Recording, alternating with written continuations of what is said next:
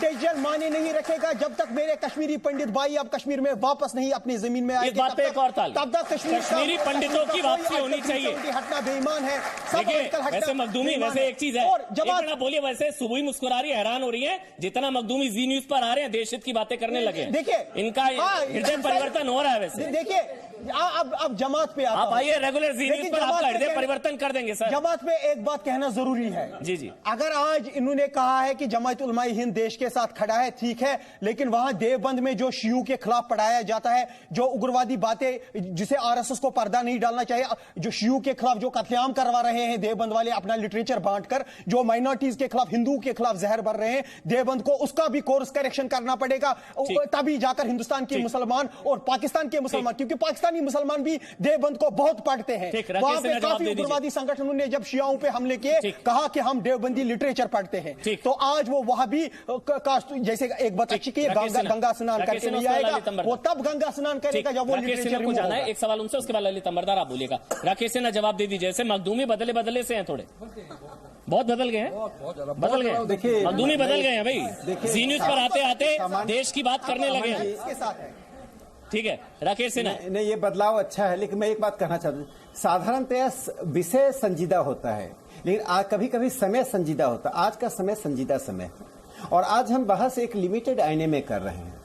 यदि हिंदुस्तान के मुस्लिम आंदोलन में मैं भी बहुत सी न्यूनताओं को जानता हूं, लेकिन उन न्यूनताओं पर आज विमर्श करने का, उससे टकराने का समय नहीं है। आज हम इमरान खान के उस बात को जवाब देना चाह रहे हैं जिस बात में उन्होंने मिलिकियत की बात की है, मिल्लत की बात की है, कौम की बात की है, उम्मा की बात की है। उम्मा का मतलब होता है कि पूरे दुनिया के मुसलमान एक हो जाओ।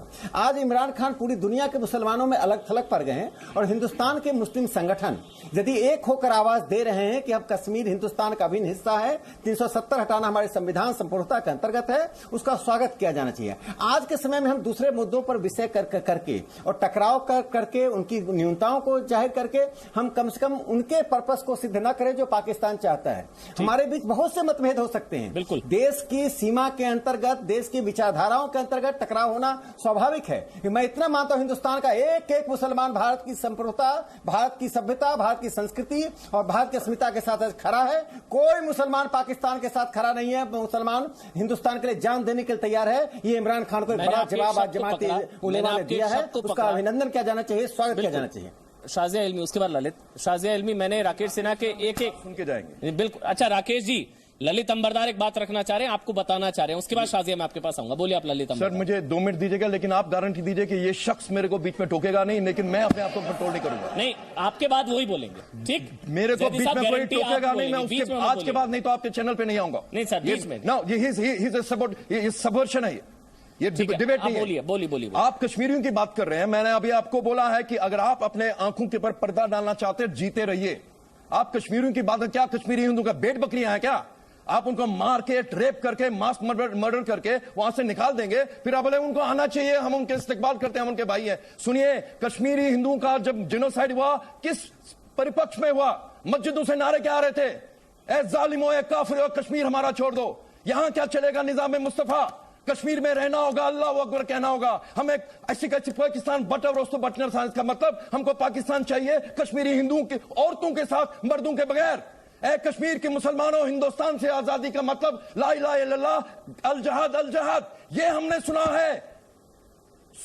आप कह रहे हैं कि हिंदू मुसलमान का मसला नहीं है। पाकिस्तान का मौकफ क्या है कश्मीर के ऊपर? वो कहते हैं कि कश्मीर टू नेशन थ्योरी के आधार पर हिंदुस्तान का विभाजन हुआ था। क्या था वो टू नेशन थ्योरी?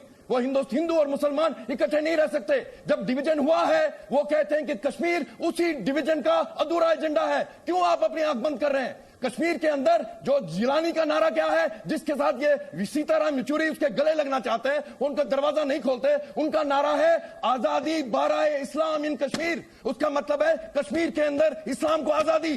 तो आप क्या समझते हैं कि हिंदू मुसलमान ये नहीं है? कश्मीरी हिंदुओं का नरसंहार क्यों हुआ? मिस्टर राकेश सिन्हा, कश्मीरी हिंदुओं का जेनोसाइड क्यों हुआ? अगर ये हिंदू मुसलमान साहब आप पहले वो बोलेंगे। हिंदू मुसलमान की दीवार गिराने के लिए ही तो ये दुर्भाग्य है, ये भी बताना चाहूंगा।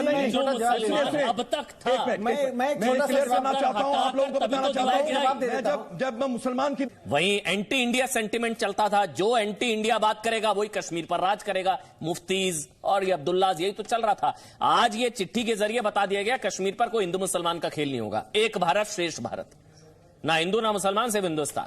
मैं थोड़ा सा 1-1.5 मिनट ज्यादा लूंगा। बहुत लोगों ने बोला है तो मुझे बोलने की जरूरत है। आप लोगों से अपील, आपके द्वारा देश को अपील, अपने आंखों के ऊपर पर्दा लेके मत बैठिए।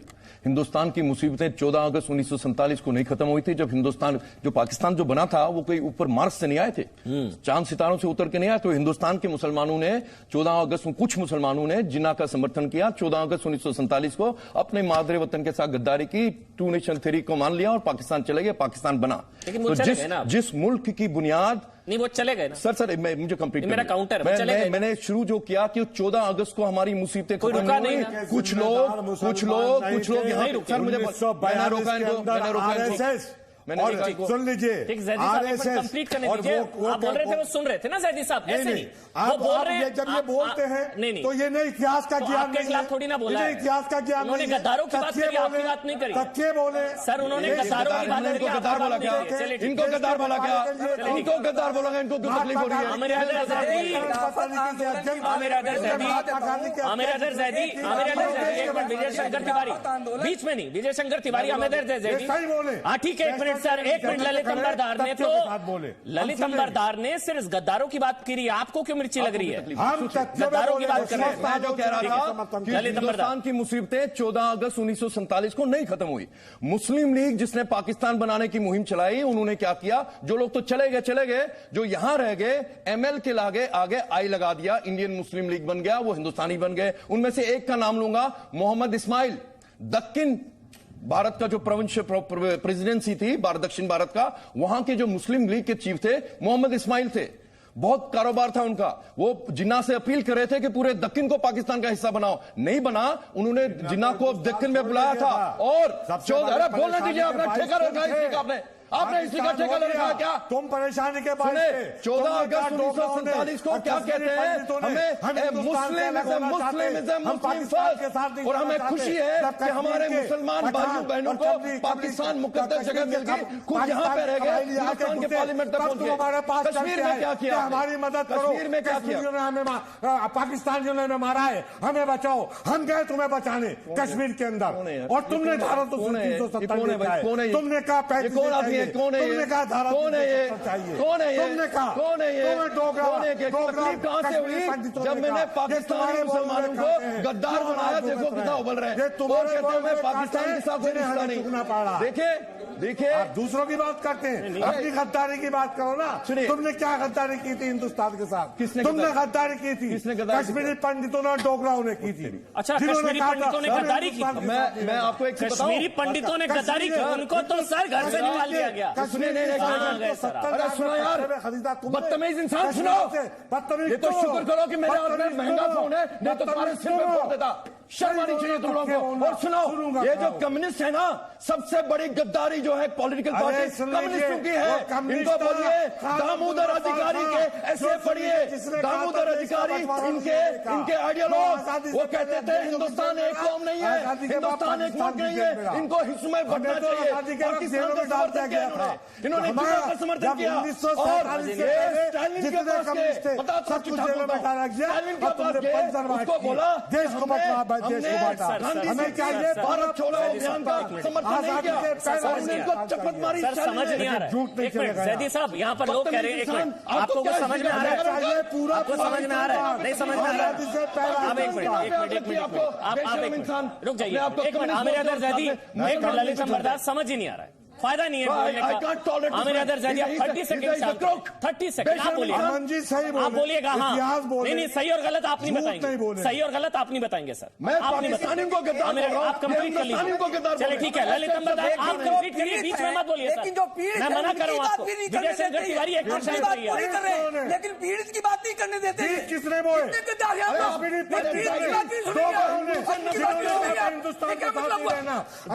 जैदियों की बात सुनेंगे, आप जर्नलिस्ट बात सुन हिंदू के से नफरत लेकिन क्यों है? पीड़ित क्यों हिंदू से नफरत मुझे करते हो? नहीं है। हिंदू से नफरत कौन करते हो? कहता है? बेशरम इंसान। तुम बेशरम हो। हिंदू से यहाँ नफरत सही करते हो। बोलोगे, तथ्य हिंदू बोलोगे। से नफरत और ना तो ये मुसलमान नहीं के होता हो, है। ना हिंदू ये के किसी हो। और को करना है।